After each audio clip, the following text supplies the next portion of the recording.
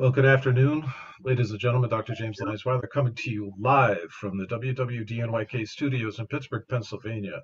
Today, we're going to go into a rather outstanding story of really super good news that science, the consensus, the scientific consensus, the medical consensus had it wrong, completely wrong, misled people. Why is that really good news? Well, let's take a look at this opening clip here, and you'll see in a moment. Yes. You're good. Right on. That's what you do. Next word. Get it, babe. S. I. G. N. I. Nicely, is it please simple your designs? S. N. S. Very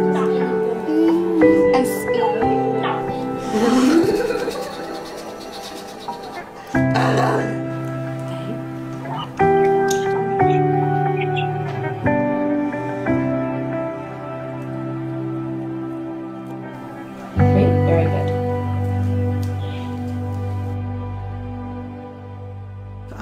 I never ever realized that Matthew was comprehending things at all. Are you glad that you started to spell? Yeah. Of all the therapies that we've tried, this is the single most powerful and most effective thing we've done. It seems so simple, and yet it is absolutely life-altering.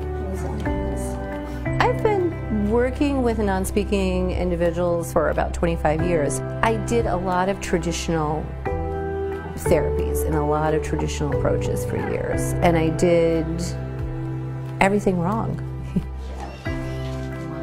For those of us who are neurotypical, if we think about an action, our body is going to do it. For all of the people that we see, they may feel or experience something or have a desire to do something, but they can't necessarily translate the thought that they're having into an action. It's not an issue of I don't understand. It's not an issue of I don't want to. It's an issue of I can't make my body do it.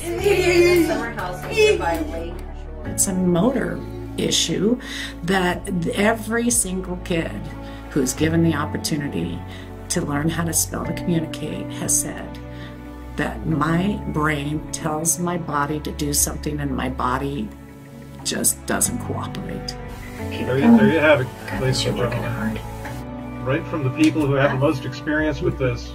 And I want to share with you the good news that JB Handley is here with his son Jamie on Unbreaking Science to bring forward their story, which is chronicled in a fantastic book that's coming out soon. The book is underestimated, an Autism Miracle. JB, thanks so much for being on Unbreaking Science, brother.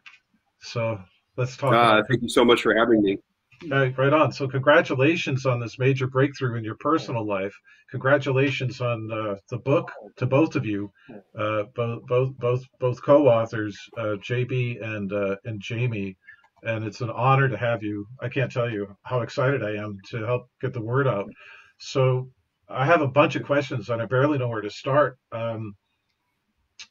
When did you run into this spelling to communicate technology?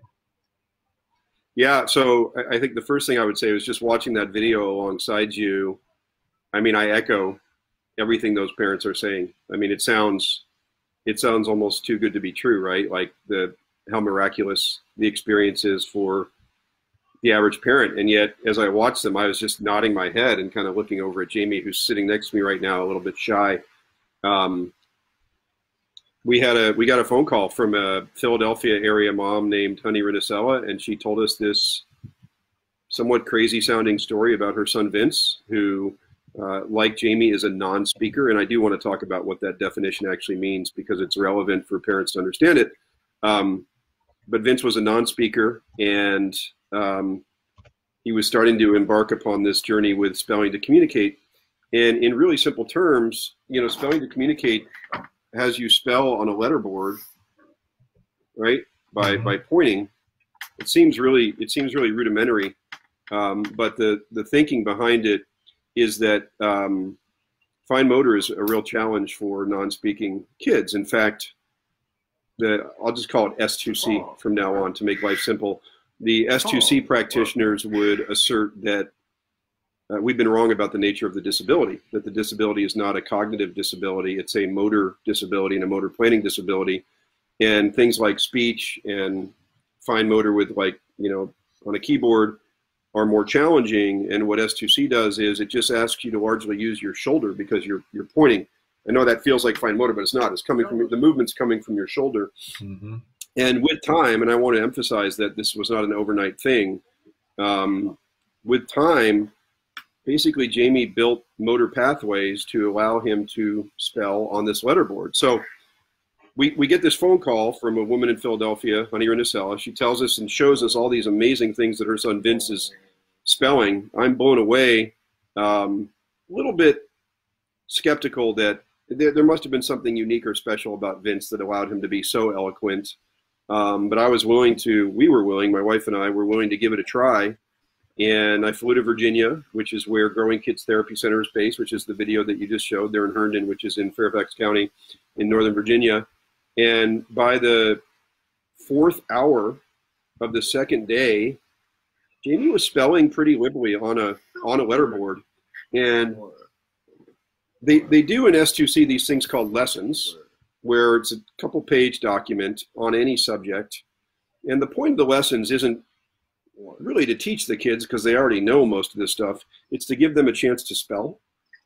And Jamie was spelling every word he was asked to spell. And this alone was a shock to my system. I'm kind of looking over at him because he's sitting there all proud. I didn't know he could spell. And on the second day, they were doing a lesson on plants like the Venus flytrap and that kind of thing. And Elizabeth Vossler, who's the originator of all this, who was the blonde woman in that video, she asked Jamie what the opposite of carnivore was. And I was like, whoa, wait a minute. That word's not in the lesson. And Jamie immediately spelled herbivore. And I know I know it sounds like a small thing. It sounds like a small thing now, but at that moment, like, I honestly had no idea. And, you know, she's like, yep, that's very typical. They have pre-existing knowledge. And, you know, so over the next few months, we embarked upon a pretty rigorous daily process of spelling where you're really just spelling what they call in S2C land known words. Yeah. Okay. And the analogy I would use is that you're trying to build your golf swing. It's not about cognition because it's already in there. You're trying to build a neuronal pathway that doesn't exist between the brain and the arm, right? Mm-hmm. And whether you want to call that neuroplasticity or myelination, or the right analogy could also be stroke victims, right? Who are retaught movements with their mouth, with their arms, whatever, and a different part of their brain steps in and takes over, right? So we were really just working on Jamie's connections. And we got down to Southern California with another amazing S2C practitioner named Dawn Marie Gavin, who's in the book quite a bit. And we were doing a lesson on the Boston Red Sox and when they won the World Series a few years back after not having won for 80 years or whatever. And Jamie was cranking through all the words, and he had gotten to this board, right, this 26-letter board, because they actually start with an 8-letter board. I'm not going to bore people with every single step because it's all in the book. But well, for parents, for parents where this is brand new, when we're talking back about the large motor skill, there are developmental pathways that the brain has to go through. You know, Jamie, you did your JB, you did your deep dive on autism. I did my deep dive on autism. There are milestones for fine motor skills, and it has to do with the connectedness and specifically the synaptic pruning that has to take place to make the structures so that the fine motor skills take place. Any parent that's had a kid, you give them Cheerios because you know it's good for them to pick up Cheerios, right? And you put them in the mouth. The mouth is filled with tons of nerve systems, nerve endings. So when you're talking about the fewer letters, the fewer letters are just kind of like you said, getting yourself oriented and used to making that movement.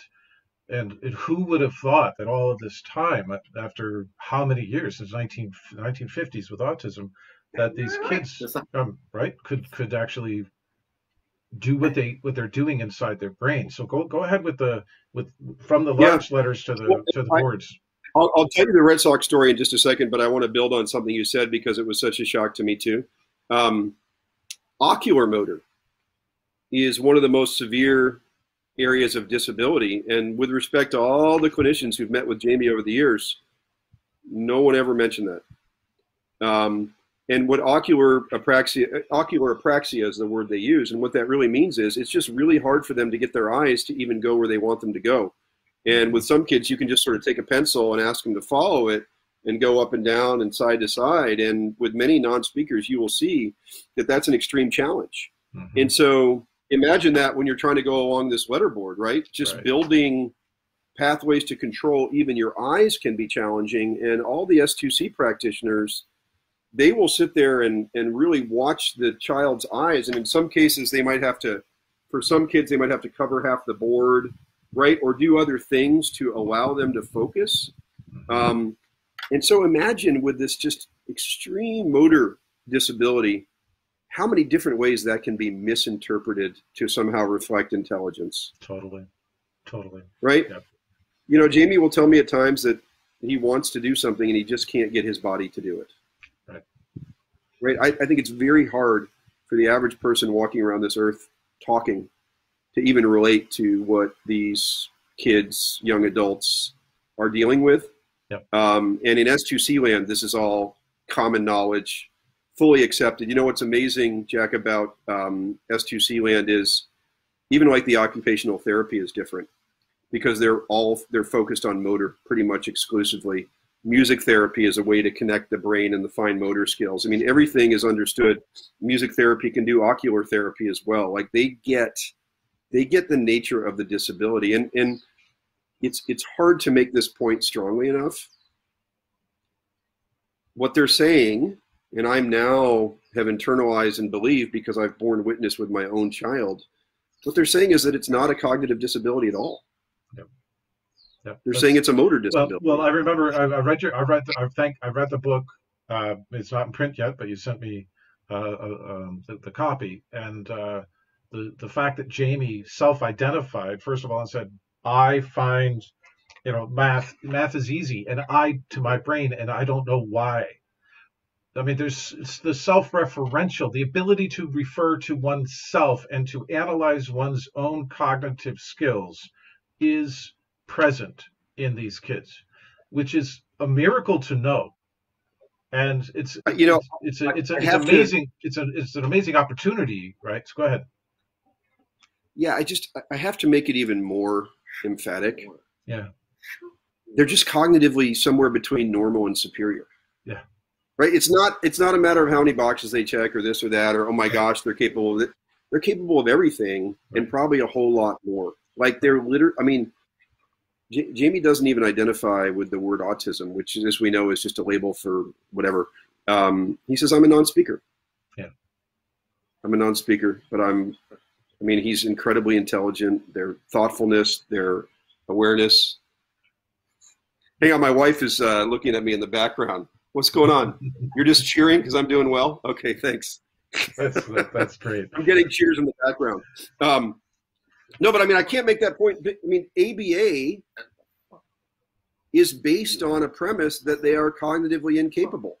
I'm so glad you brought that up. Let's think for a moment that the singular form of therapy that is paid for by insurance, recommended, encouraged, is based on a faulty premise. I'm not making that argument. I think it's true. It's obviously controversial.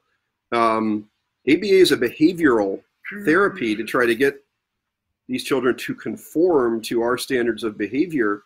And imagine for a minute if you were hyper intelligent and you also happen to be hyperactive because that's just the way your body was, and somebody was trying to get you to sit still in a chair all day, how crazy that would make you. It'd make me very angry. Right? The scale of mistreatment and misunderstanding that these non-speakers are going through as you and I sit here right now is pretty overwhelming. In fact, I'm going to diverge once again, Jack, because I just think this is so amazing. I'm not going to name her, but hang on, this is worth it. You don't mind. No. where is it? I got this email from a mom, and it was so perfect. Here we go. Okay.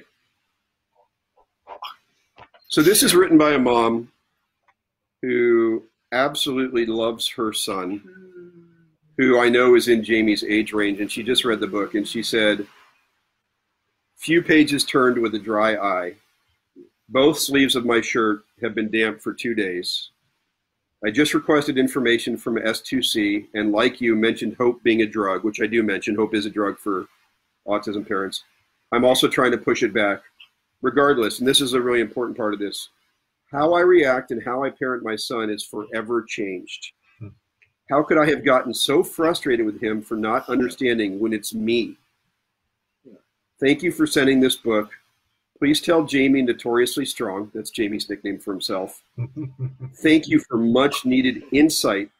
It seems our family needs an overhaul in communication." Yeah. Like, so there it is right there. Like, from the day that the premise of S2C got introduced to me, Yeah. I was already looking at Jamie through a different lens. Like, I think most parents aspire to treat their child with autism as normally as possible. But when you're certain beyond a reasonable doubt that they're tracking everything and hyper intelligent, it's just even easier. It goes from you treating them like a 3-year-old, which the presumption is that they're maybe about the cognitive development of a 3-year-old, and you're speaking slow, right? JB, would you like to go to it's normal, it's natural. It's patronizing, yes. Right. Your son, Jamie, said in your book, as you know, that was the worst part of it, is being treated like he's stupid. And he's clearly not stupid, and that's amazing to know.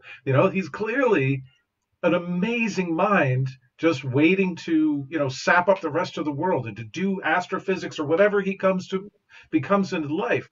And all those ABA specialists that wanted me jump on board, they came to me wanting me to help them with ABA. As a scientist, no, just do this. All ABA people should ask to be trained to do this S2C, and it will set everything hyper exponential beyond anyone's expectations. It's so cool. I don't want to get too negative, because this is really an uplifting story that I hope every parent can hear for their own child. But the ABA people are the most negative on this therapy, which is really sad. And even within Jamie's well-intended autism school, the people who have a BCBA next to their name, which is the certification or the degree that people who specialize in ABA have, yeah, they won't acknowledge Jamie's letterboard. They won't engage with him. They won't appear in the same classroom as him. And it's enraging for him, as you can imagine. And those people are like, I don't even know. I mean, brainwashed or something. I mean, it's really maddening. And, people make this mistake. They say that this is facilitated communication, which implies that someone's hand is on the other, and it's not. And more importantly, there are a handful of kids, I don't want to say it's every one because it's not, but there are a handful of kids who graduate from a letterboard to a keyboard that then becomes a fixed keyboard, right? Meaning that they're independently spelling. And I've just said to people, how many of those do you need to prove a doubt or wrong? Right. I mean, isn't one enough?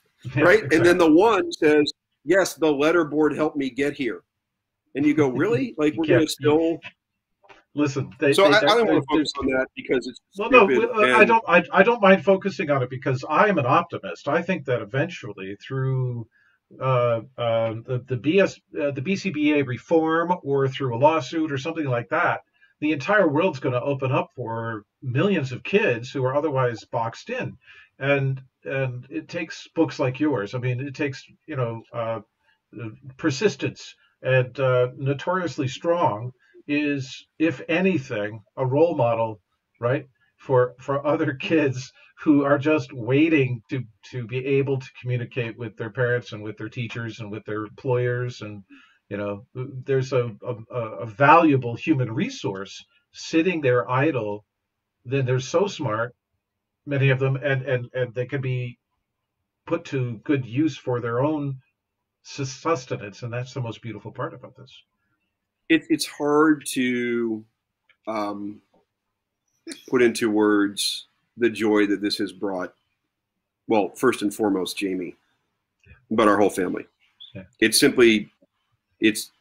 you sort of need to be a parent in my shoes to really get it, right?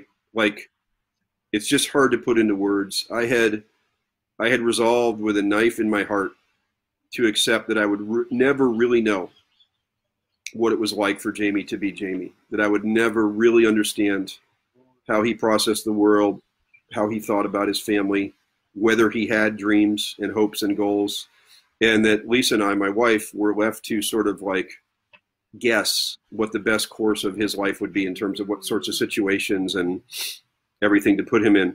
To have all that literally removed 100% from our existence, and to have it be replaced by getting to know the amazing dude who's sitting shoulder to shoulder with me right now, and to know what a beautiful, active, gracious, loving mind he's possessed with, and the goals that he does have for himself and his life, and the extreme love and loyalty that he has for his family. And quite shocking to me, as I was plagued with plenty of guilt about not having figured this out sooner, was the grace with which he entered into our world, and the understanding that he showed for the time it took us, and the willingness to forgive and to accept that he knew we were doing our best and trying our hardest. And, you know, even to the point of telling us, like, I knew you would figure it out, right? He's like sitting there with the world's biggest secret, right? That's awesome. Basically That's sitting there with the world's biggest secret going, win. That's awesome. And, you know, on a level, as we've talked about with Jamie in detail, I mean, I've had Jamie fluent now. Fluent is this idea, Jack, that he can share any thought or idea on the board, right? So he's been fluent on the boards for over a year now. So you can imagine the scale of conversation that we've been able to have with Jamie, and the types of topics that we've been able to deal with, and the grace. And I've seen this in other similar non-speakers who've become open, who've become fluent. They're mostly filled with gratitude when they could easily be filled with spite. And to a kid that I've met, and this is a small sample of probably a dozen that I've been in very close contact with, they just want to help other people like them, other non-speakers, because they know what an unfair sort of prison it can be, and they know the joy of coming out the other side. And in fact, that's the whole reason that this book was written. It was written at Jamie's behest, because he just wanted to share his story with other people. And I'm just going to jump back for a really quick second, because it's a good story, and I think it gives people some good context. So we're working on spelling, and Jamie's doing amazing. And it's only been, in our case, about 4 months at this point. And I want to emphasize, it could take 3 months for a child to become open. It could take a year and a half. I mean, I wish I could give you like a perfect time frame. We're doing this lesson on the Red Sox, and Jamie's spelling Fenway Park and Jacoby Ellsbury and all these, you know, words associated with the lesson. And he's doing a wonderful job. And my father happens to be in the room, because he came out to join me to kind of bear witness for himself. And Dawn Marie, who's the S2C practitioner, at the end of the lesson, she turns to Jamie and she says, "Jamie, what did you think of that lesson?" And I'm like, whoa. You know, hold on. Like, that's a question that invites an opinion, which Jamie had not provided yet on the boards. He'd only been doing rote, you know, words. And the backstory that you need to know is that I'm a diehard Yankee fan, and I always have been. I wear Yankee sweatshirts. Whatever. My dad's from the New York area. I went to a Yankee game as early as 1977. I know every guy on that team by heart. Like, I'm a real legit, you know, true blue Yankee fan, and I hate the Red Sox, and I always have. So I was sort of suffering my way through this lesson, you know, oh God, you know. And so Jamie says to Dawn Marie, and this is like that moment, he says, "The Sox won, but the Yankees are champs in my family." So that's, I mean, like, wait a minute. He's been paying attention. He can see so many the world things through your view. He has empathy. All of it just fell. I mean, that must have been what an amazing moment. Everything fell. It was. I couldn't really make eye contact with my dad, because we're both kind of weepy at that point. And wow. Yeah, that was it. That was it. And like, we've literally never looked back after that moment. Yeah. And there's plenty of Jamie's words and writing in the book, so that anybody can understand. Like, and I would just say this, like, can we just say they're normal with a motor disability? Like, that's really what it feels like. And even normal is a frustrating word, right? Because that implies like some kind of stereotype. But I mean, they're brilliant, fully aware, fully functioning. And I've asked Jamie about this a lot because he has other non-speakers in his school. In fact, what typically happens in an average autism school is all the non-speakers get put in the life skills classroom, right? It's sort of an ableist move, really, if you think about it, because their impairment keeps them from communicating their brilliance, so they get put in the life skills class because the school doesn't know any better. And so that's exactly where Jamie was. It's the ultimate lesson in neurodiversity. I mean, it's 180 degrees from what anybody ever expected. I had a question that's related to what you're just talking about. You know, you mentioned the grace that Jamie exhibited. What was his first joke? When did you first say something that really made you lose it? Oh God. Or best joke? You know, you've stumped me. You've only stumped me for a moment, so I promise to come back to it. I mean, he's just said so many. That's all right. He said so many witty and funny things. Right. It'll come. You know, I mean, you know, I have the best one. He was in the middle. It was very early on, and he'd been given this opportunity to sort of write creatively with Dawn Marie. There was a time when I couldn't spell with Jamie. He could only spell through his S2C practitioners. So we would desperately get back to these meetings as quickly as we could to get to know our son more, right? Can you imagine? Sure. You leave and you're like, I can't do this with you yet, because it does take some training. Now I can do it with him, so I have it, 24/7. But that wasn't always the case. And so we were in with Dawn Marie, and she had taken Jamie down this really neat path of doing some creative writing. Sort of like, it was almost like an extended Mad Lib. So it was like, here's the first sentence, Jamie, and then you just go, okay? So he's in the middle of just flowing in this wonderful creative process. And meanwhile, they're very, I don't want to say there's a lot of rules, but they try to do STC in a kind of a regimented way, right? Sit up straight in the chair, have the board in roughly the same place, just things to make the process easier on the body. And so Dawn Marie is correcting things while he's writing, sit up, blah, blah, blah. And so he's writing this creative thing, and right in the middle of it, he goes, "You are a posture Nazi." See, so that was like, okay, yeah, this kid is funny. That is awesome. So let me ask you. You know your dad, you know yourself pretty well. Your wife knows yourself pretty well. Before you met Jamie this way, right? You had some hints of personality, certainly some idea of your own son's personalities. Was the personality that you thought you recognized in Jamie the same, different, and what is the most surprising part of his personality, other than the things you've talked about, that you've come to know about? That's such a great question. First of all, the quick answer is yes, because he was always extremely loving. And Jamie's commitment to his family and the priority he places on his family and those relationships is at the top of his list. In many ways, he's the classic example of having his priorities straight and a reminder to us all of what matters. And that really did manifest in his loving, always around us, always wanting to snuggle and be a part of us kind of nature. So absolutely that matched who we thought Jamie was.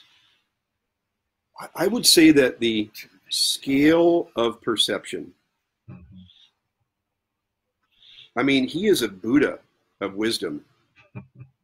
He is the person we go to for advice, even his older brother. He's had a lot of time to think things through. He's had a lot of time to think things through. Yeah. This is what Elizabeth Vossler is a name that a lot of people in sort of our autism world, if you will, whatever, they don't maybe know that name yet.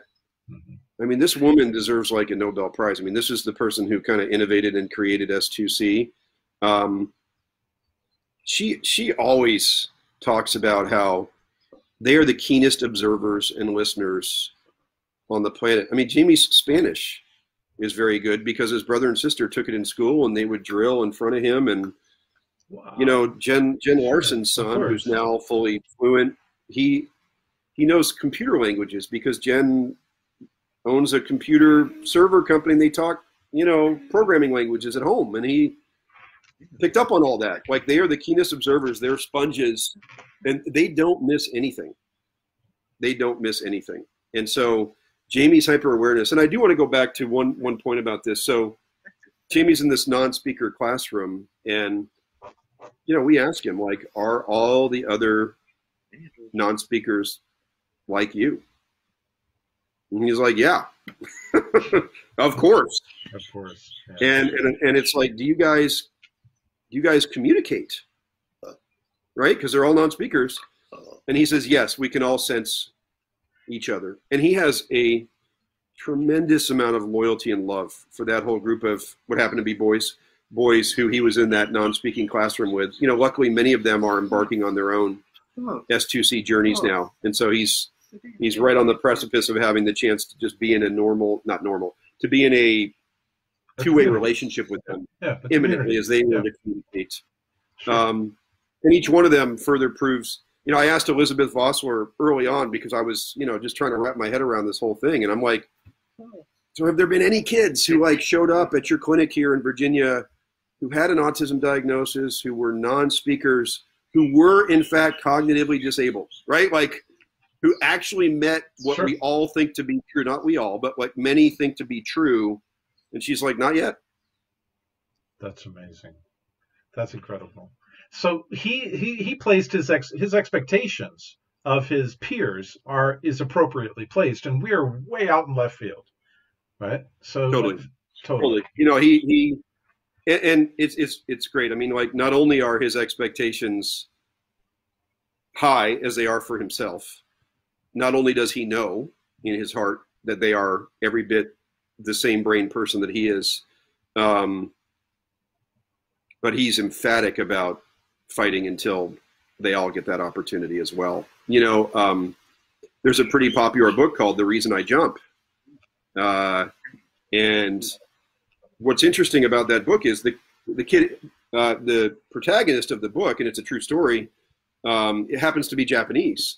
And he used a letterboard with hiragana and katakana on it, which is Japanese alphabet. But it was a letterboard nonetheless. It was no different than what we're doing here. Mm-hmm. But what's interesting about The Reason I Jump is it was never framed that they're all this way. He was sort of framed as like a Martian. And I don't mean that pejoratively. You understand how I mean it. Like a unicorn, a 1 in a billion kind of, we somehow got inside the mind of a non-speaker with autism. And then his thoughts about the world are supposed to speak for all of them, which is absurd. It would be like me writing my philosophy on life, and then it's like, this is an example of how humans think about the world. It's, no, it's not. It's my view. And like Jamie kind of views that book the same way. Like, this is cool, but he doesn't represent anybody more than himself. Like, he's just one guy, like, with his own thoughts. But that book, you know, it really frustrated me that, like, it didn't mention that, oh, by the way, they're all like this. This mom just figured it out on her own with a letterboard a long time ago, right? And then he wrote this amazing book, and it deserves to be read, and he's an amazing guy. But, like, they're all capable of what you did. I think that's the missing piece. Yeah, that's missing. So have you and Jamie had conversations, JB, about autism symptoms that are classic autism symptoms? Like, what his personal experience has been with those at all? You know, a little bit. Okay, so as an example, stims, which are movements or words or manifestations. You know, I think he used the term, it helps calm the inner movement beast. Okay, so that's an insight. And I think what's important about that is stims are often regulatory in nature. And yet they try to coach them out of the children.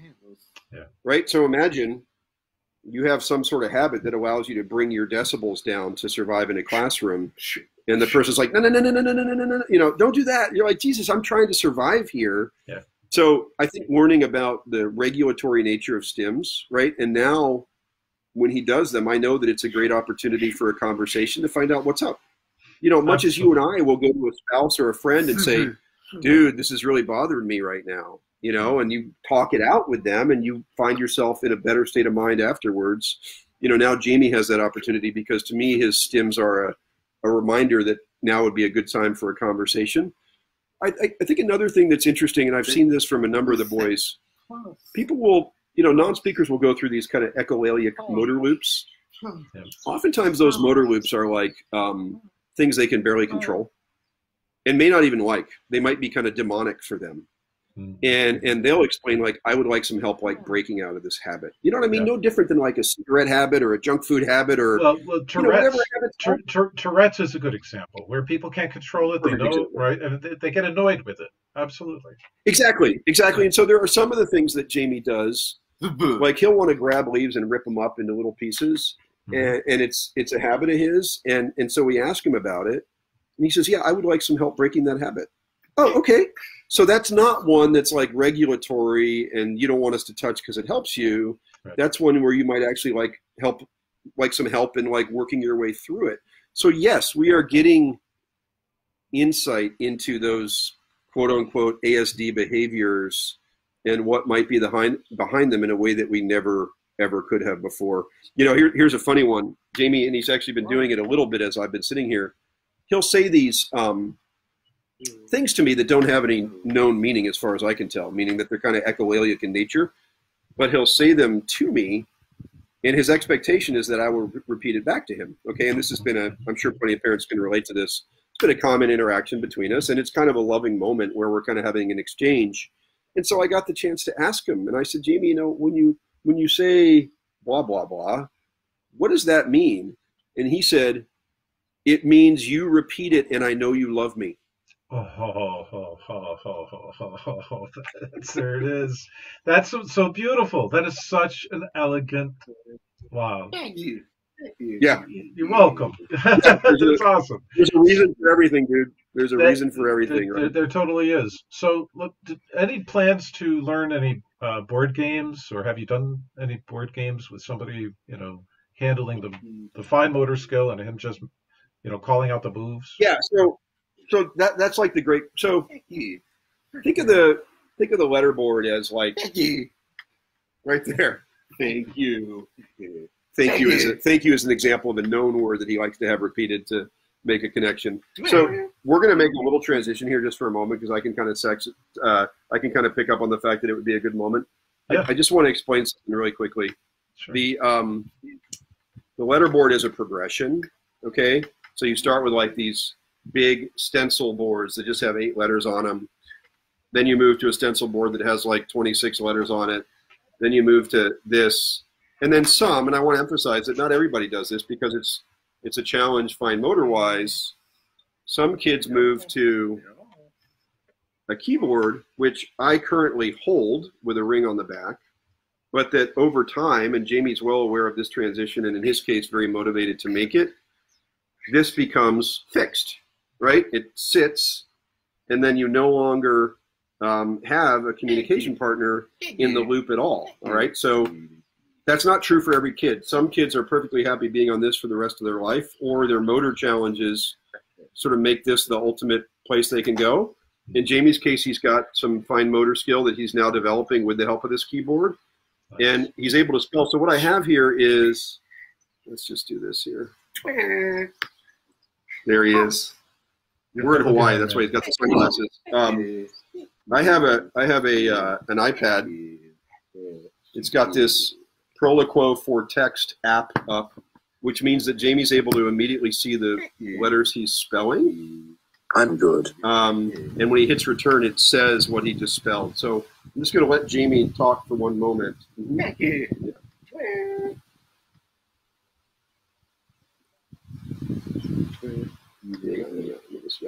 Go ahead.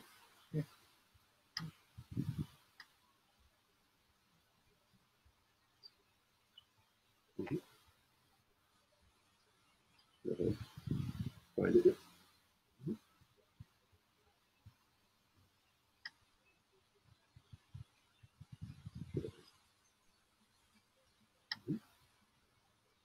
That's fine.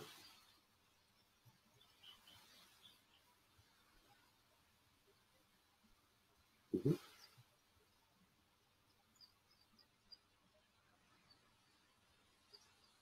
I think all non-speakers can do this. So Jamie just said it's right there at the bottom. I think all non-speakers can do this. That So is fantastic. That is wonderful. all right, buddy, you can go play. You can go play. You've been Thank you, awesome. Jamie. Thank you so much. Oh my gosh. Oh my gosh. I've got chills. That is fantastic. Just You want to absolutely. stay? Oh no, he wants. You know what? I just told him he could go away because he loves playing. Go ahead, have a seat, dude. Yeah, He let's came bring him back. on. He got more. Yeah. Well, that's Just that's literally- cool. Let's do some more. I have a question for him. I Let me think ask him all a question. non-speakers can do this. Let him speak first. He has something he wants to say. Okay, sure.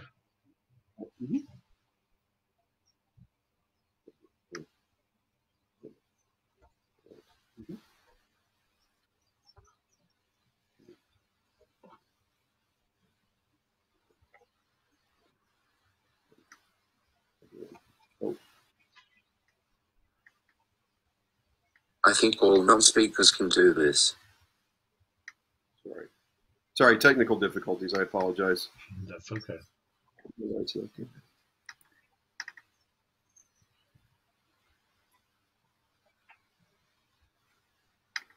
I think all non-speakers can do this. Oh, there we go.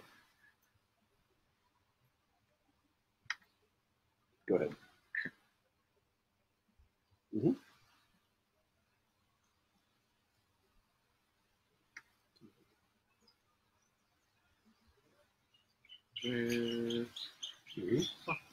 Go ahead. I know what you got. Mm-hmm. Go ahead. Mm-hmm. Yep. Go ahead.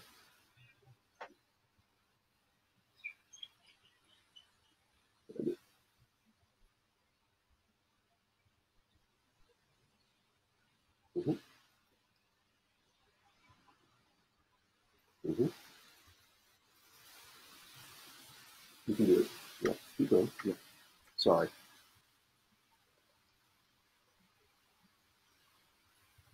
Mm-hmm. Nice. I want everyone to know that we all think, feel, and learn just like you. So he said, I want everyone to know that we all think, feel, and learn just like you. This is really important for Jamie to. Are you done now? Or you want to stay for questions? That came through loud and clear. 10-4, Okay, nice. buddy. That 10-4, buddy. We got that. Loud He's and still clear. going. I'm not in any hurry. Mm-hmm. Go.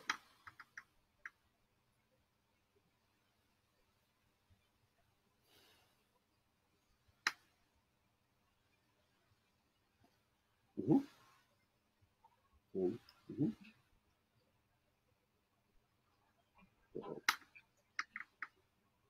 You got this.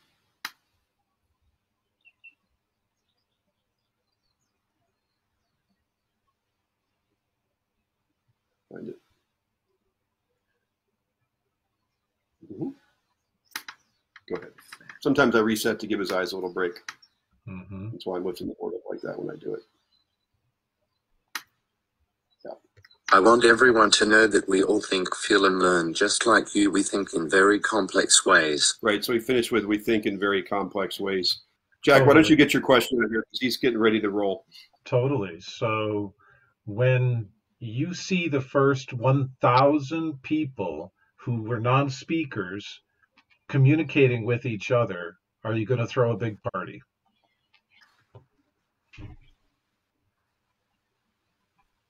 Mm-hmm. Go ahead. Mm-hmm. Mm-hmm. Go ahead. You got it.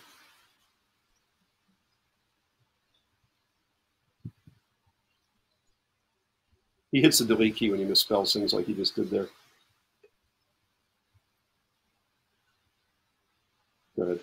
Yes, I will be overjoyed. He said, yes, I will be overjoyed. I will too. All right, buddy. It's such an honor to meet you. Thank you. Good job on the book, Jamie. Wow. Amazing. what a collaborator you have there. You know? I mean, he's just a really gracious, loving, caring.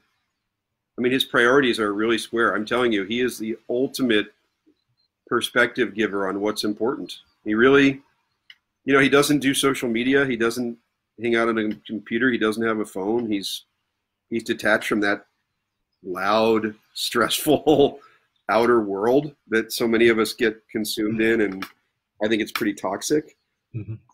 He's completely removed from that. He doesn't have any interest, and he loves his family. He loves his friends. When he comes home from school, if he's in a bad mood, it's because one of his friends was not doing well that day at school. He's very, his interpersonal relationships are his priority across the board. And it's just a beautiful and wonderful thing to see. He does have a real sensitivity to people treating him like he's stupid, as you can imagine, right? Yeah. That's not hard for any of us to imagine how that's like his number one trigger and frustration. And, interestingly, and I think parents will be relieved when they hear this part of the story, Jamie was having outbursts at school that were physical in nature to himself, self-harm. And he's a big kid. He's about 6'3", 215. He's a big boy. It's hard to tell on the screen, but he's a big kid. And teachers were nervous around him because he would basically have a big tantrum and no one knew how to, what the reason was for it. Well, it turns out the reason was exactly what you would think it was. It was when people treated him like he was stupid. It drove him bananas. And you can imagine year after year of going to a school where you are severely underestimated and you have teachers who do patronize and who, without malice, talk to you like you're 3. Right. At some point, it just got too old. What's really fascinating is there was this one courageous teacher at our school. And our school is a microcosm for how this is happening across the country with these non-speakers who can letterboard. One courageous teacher who was not a BCBA, who said, I'll take him. I'll take him in my class with the letterboard, with the communication partner. Luckily for us, she taught the highest academic class at the school, and she was very open to new ideas. And a number of the BCBAs who had worked with Jamie, they literally warned her, well, he's going to be a behavioral challenge for you, and he's got these outbursts. And guess what? Not one. They all went away. Not one. They're gone. He hasn't had one. I mean, and I'm talking like a year. Like this has been a year. Like not a small pool of days. We're in school, unlike the rest of Oregon. Jamie's been in class since June, right? So he was never really home. Nothing. And as the S2C people explain it, this is called top-down regulation, which is a euphemism for you're not batshit crazy because people aren't treating you like you're stupid anymore. Right. We'd all be that way.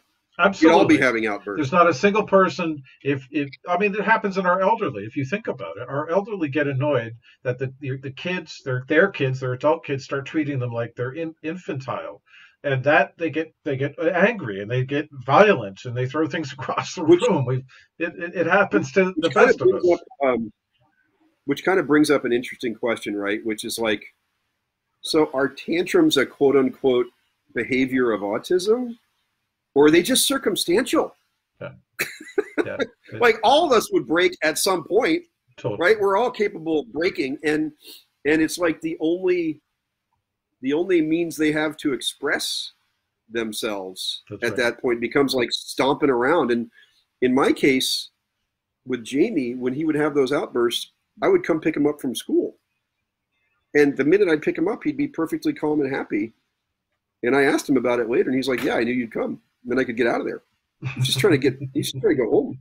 I'm done with this crap. Understood. So it became an intentional behavior to actually control the situation. An intelligent person would do that. Okay. Yeah, absolutely. So JB, I want to flash here on the screen I want to share with everybody your blog article about this. There's Jamie and there's you. I was so wrong about autism, thank God. And it has a link right to the Underestimated an Autism Miracle at jbhandleyblog.com.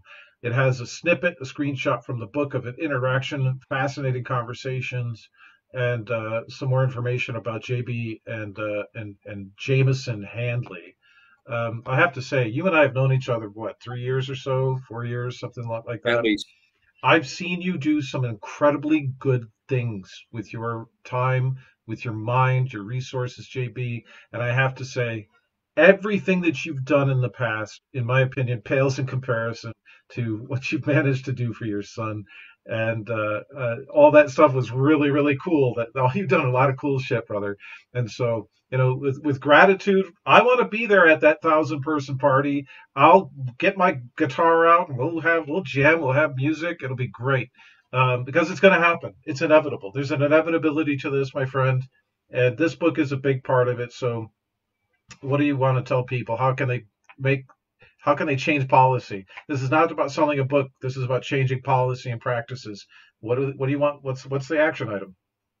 Yeah, that's such a great question. I mean, so people are going to have to sue their insurance companies, right, to get this covered, right? And then that will create like a virtuous loop. The science has started, there's an eye tracking study from UVA that basically validates that the letters being chosen are being chosen by the letter border. And, the cynics try to... By the way, we could see that on the video here. Exactly. If people that are watching this video, go back and watch when Jamie was actually spelling out and answering my question. He was going back and forth from keyboard to iPad, and I don't know if you could tell, you probably could, but he'll misspell things like we all do, and he knows how to use the delete key. So he deletes it. He hits the space bar in between his words. I'm literally sitting there just holding the board. I'm not even prompting him, as you saw. I'm kind of going, just kind of like providing a little bit of an underlying of support. But anyway, and then honestly, we need way more trained practitioners. Yeah. Like if you love children with autism and you work with them, then go to i-asc.org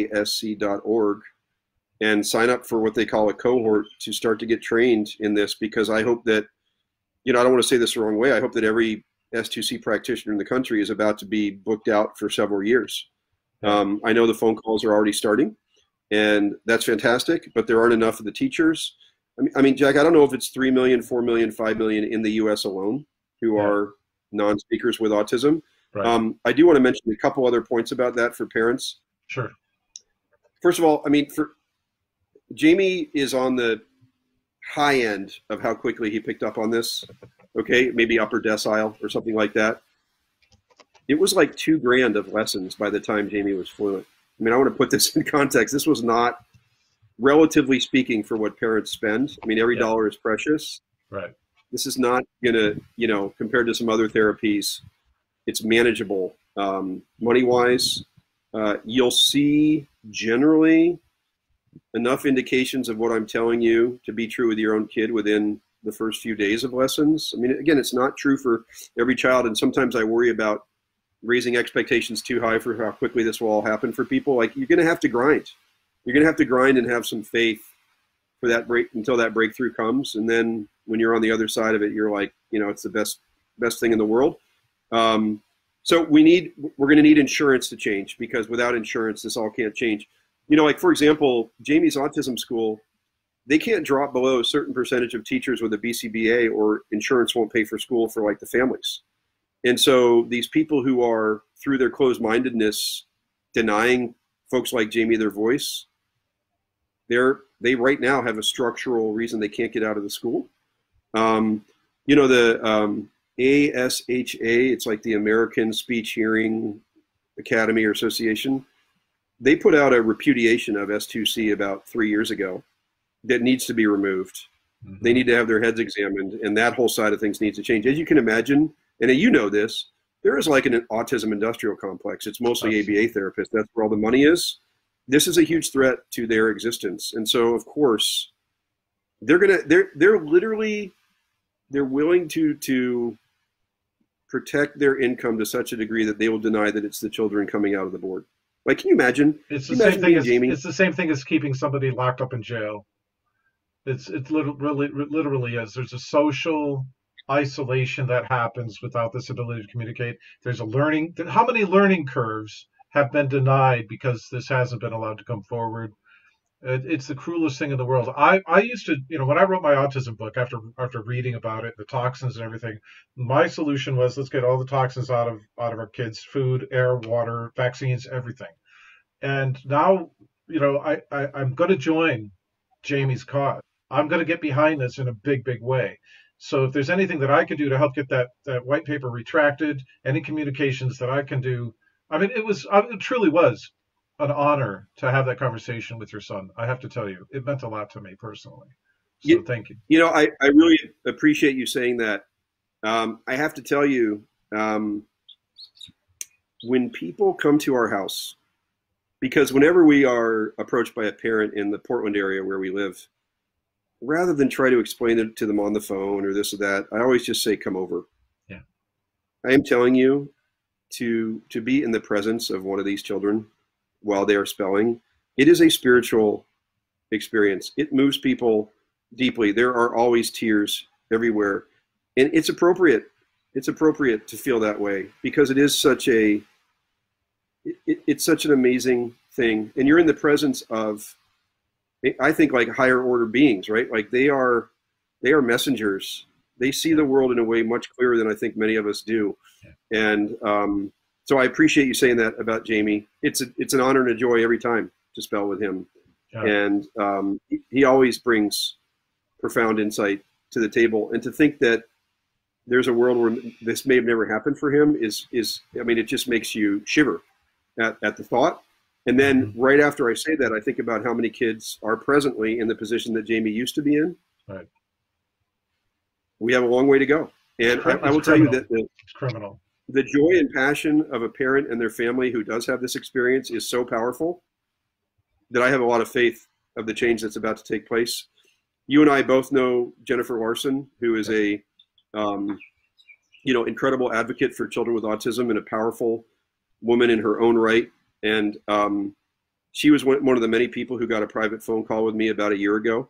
And she embarked upon this journey. And her son, Kate, is now completely fluent.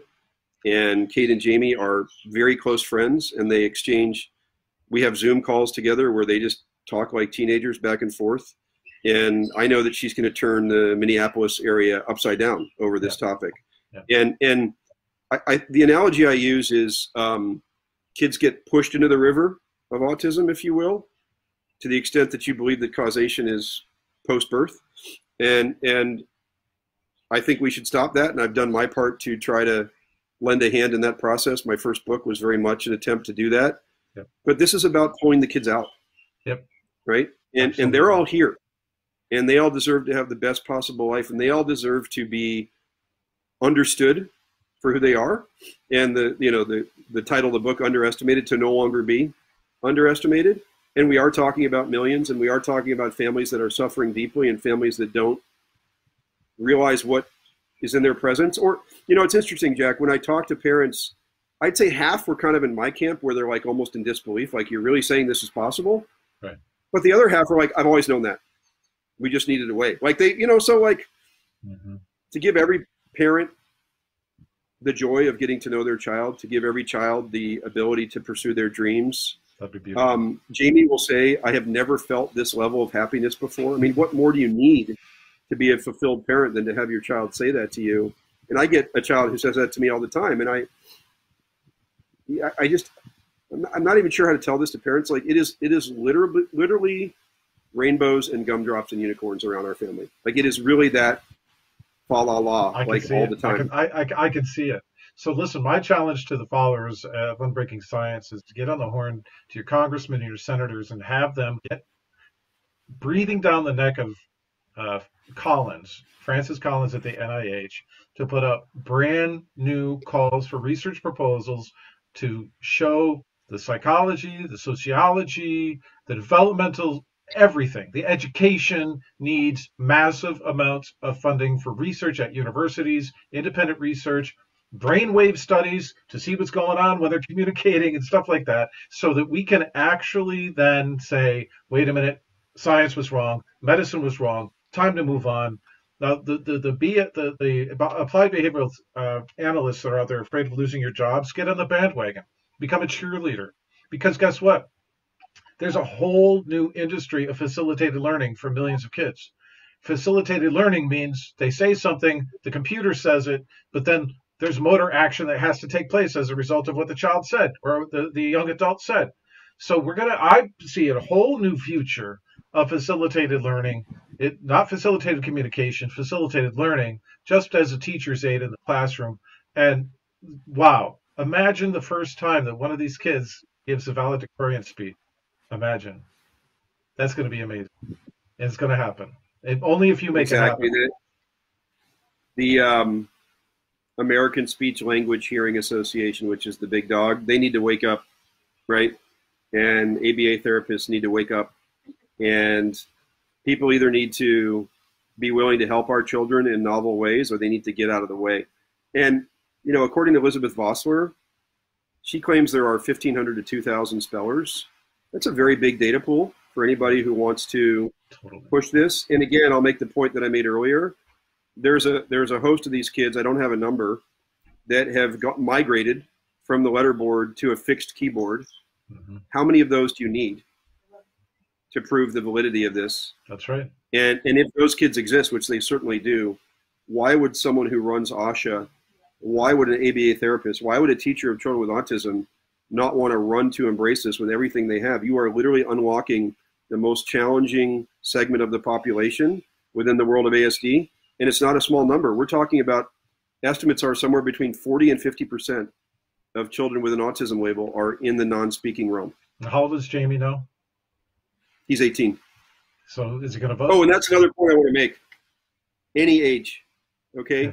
Maybe below the age of 10, this isn't going to happen overnight, but they'll get on the path already. Okay, but north of 15, absolutely. But here's the thing, 30, 35, 40, don't think for a minute that they're ever too old. There's a wonderful man who's a non-speaker who I just posted on my Twitter, which is @GenRescue, GenRescue is my Twitter. I posted a video by Danny Whitey. I believe, don't quote me, that he broke open at 32. And so, you know, that's there for, you know, just parents never think they're too old. They're happy to learn at any age. So listen, JB, this has been a sincere pleasure. People go to, I'm going to say your independent bookseller because that's the way I think, but if you go to JB's blog here and just give a click right here on Underestimated, an Autism Miracle, it'll bring you right to this. You can pre-order it. It's coming out in a few days. And we're going to help you change the world. You are changing the world. Jamie's changing the world. And please, again, reiterate my gratitude to your co-author. He's brilliant. I can't wait to hear more from him. And, you know, just rock on, brother. What can I say? Awesome. Thank you so much. Right on. Thank you. So, ladies and gentlemen, if you are a supporter of JB, go to @GenRescue at Twitter and find his blog and follow his stuff. And if you want to support what we're trying to do here, go to patreon.com, WWDNYK, support Unbreaking Science. We have a lot more coming from a ton of experts that are sick and tired of the status quo, sick and tired of the way that codification of public health policy and science is hurting our health. So go to patreon.com, WWDNYK, and support Unbreaking Science. I can't wait to see the comments on this. Leave your comments and share the video.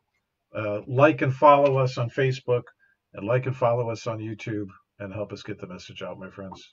Thank you very much.